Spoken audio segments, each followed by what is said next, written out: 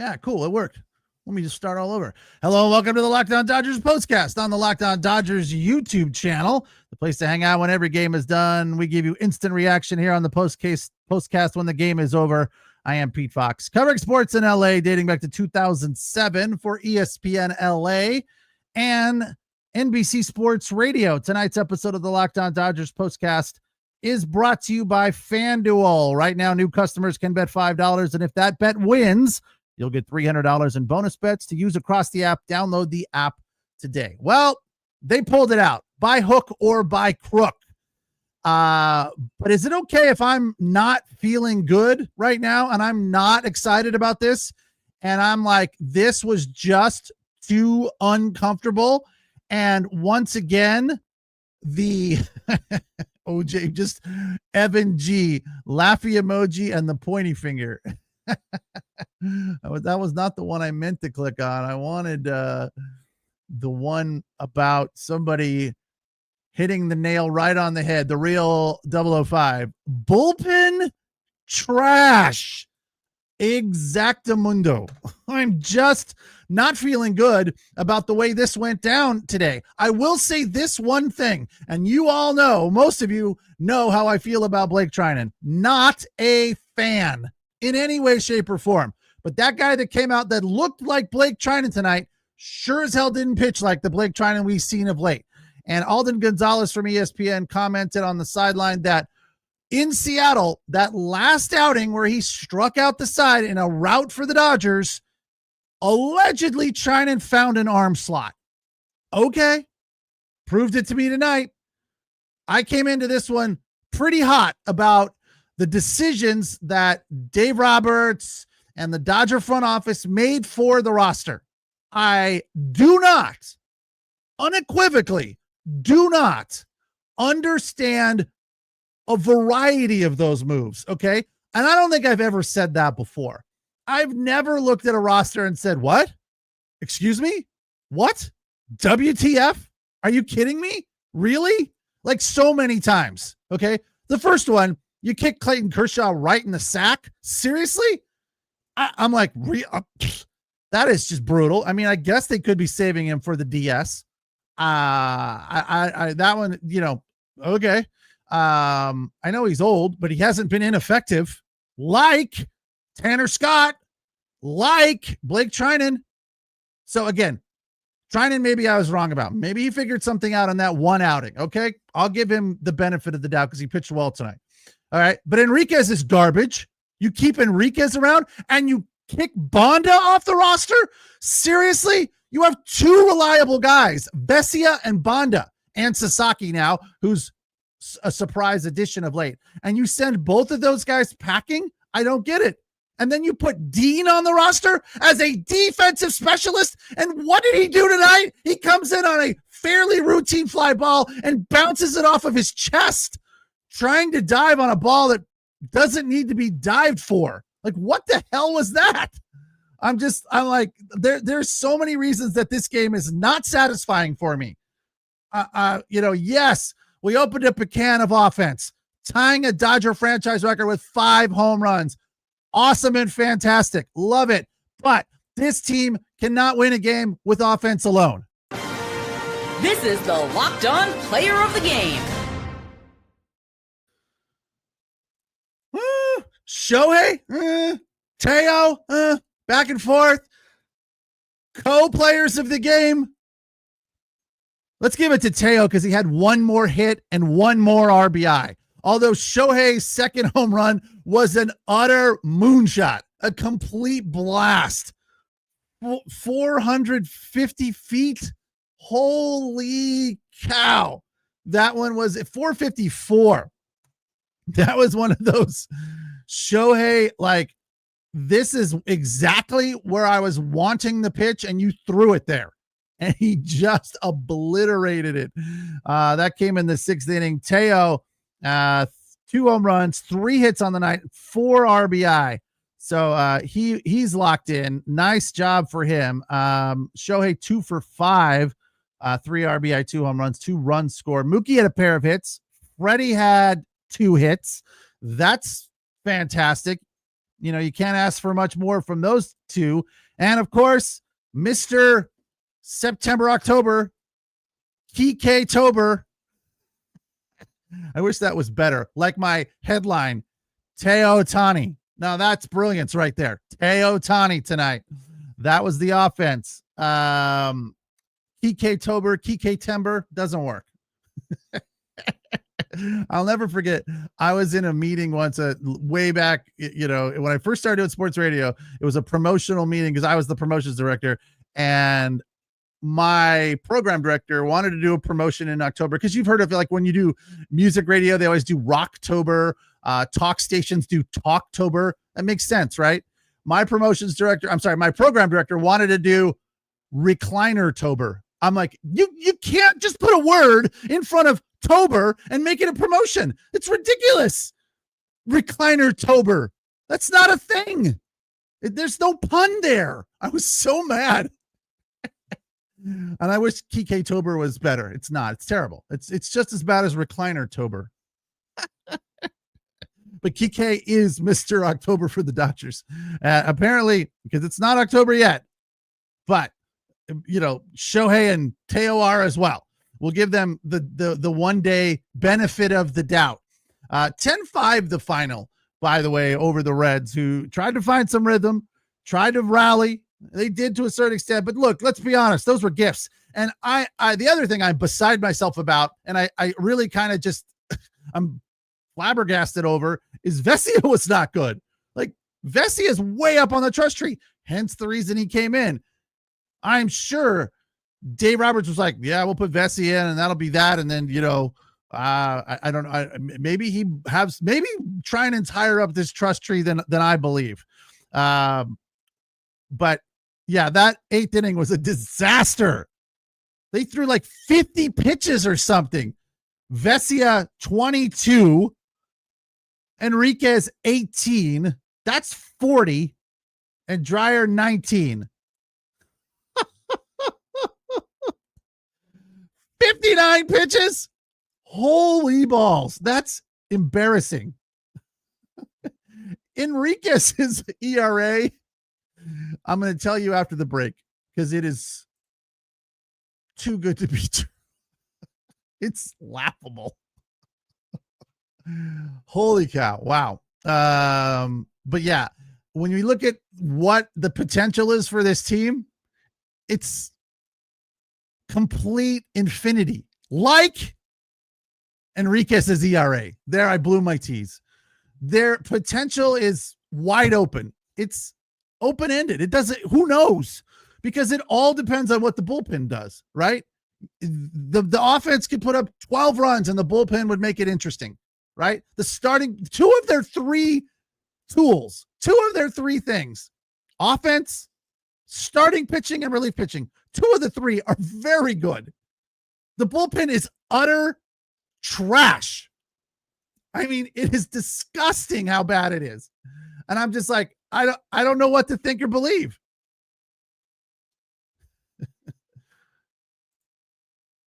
You better pitch well, Nando, or I'm going to be all over him. Nando says Pete was not impressed that Ohtani didn't hit 4 home runs. Absolutely impressed tonight. Jesus, Peter, what the PTSD does this bullpen relive trauma every time they step on the mound? I don't know. I don't get it. They can't get out of their own heads. They are just mental midgets. Oh, I can't say that anymore. Mental little people. I don't know what the term is anymore. I think little people is acceptable, but yeah, the lights shine too bright on most of these guys. Tanner Scott right now is his own worst enemy. Blake Trinan seemingly has been. Tonight he didn't look like that. He looked like a dominant pitcher, like the Blake Trinan we used to know. Tonight, 17 pitches, 2 Ks, 1 hit. Got out of it. So I look at this and I say, I don't know. Enriquez he gave up 1 run on 1 hit. He did strike out. No, he walked 2 with the bases loaded. Gave up 1 run on 1 hit. the 2 runs that he gave up were charged to Vesia from walking them in. Infinity. I love the sideways 8. Although on ESPN, they have to put INF. I'm all, why does it say infield next to his ERA? They don't have a sideways 8.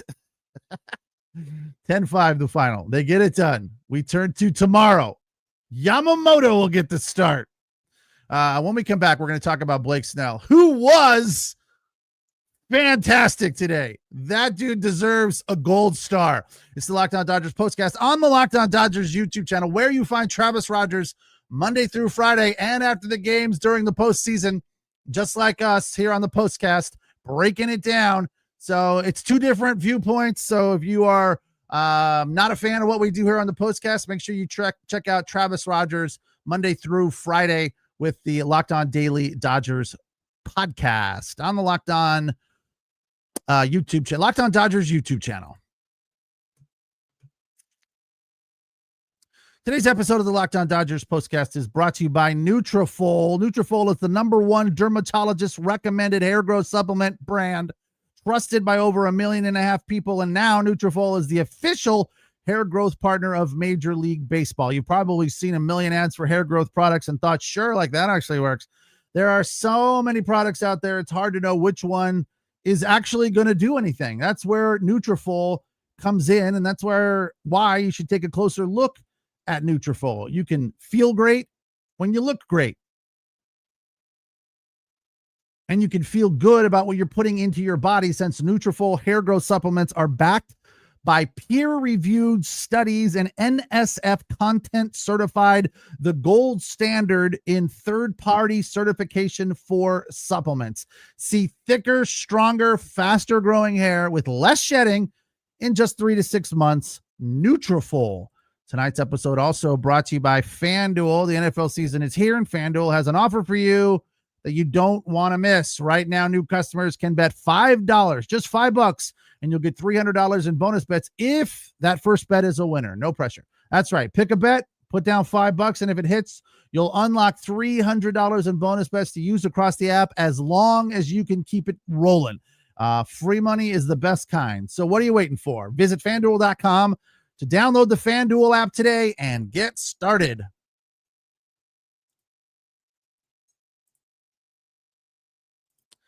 Dodgers with a 10-5 win. They hold on. They had it all rolling. Shohei Ohtani leads off.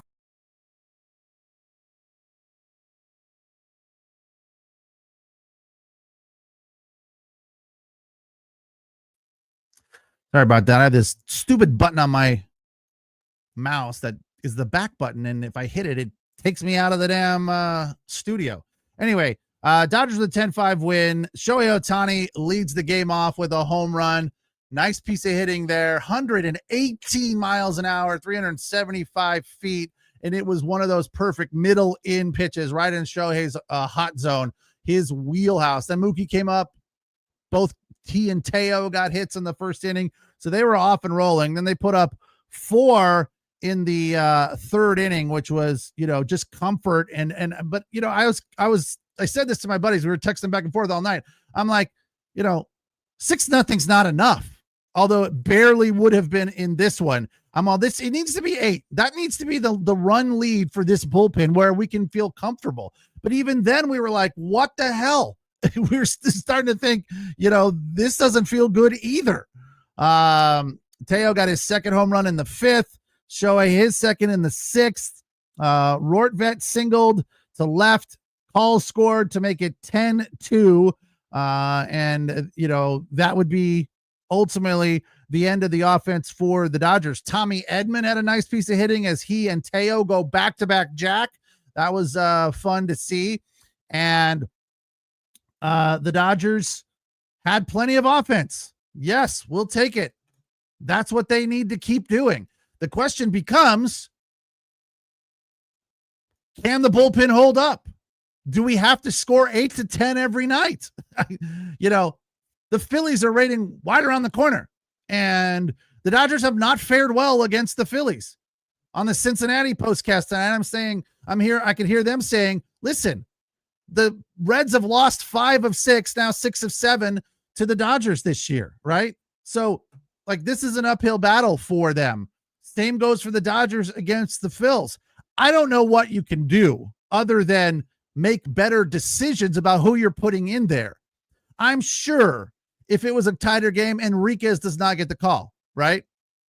Vesia, I would believe that he comes in these higher leverage situations.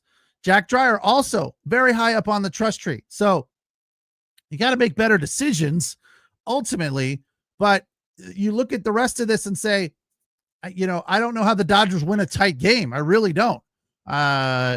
Because the bullpen, the starting pitchers go out there and dominate and hand it over to the bullpen. And we all sit there with one eye half open going, oh, really?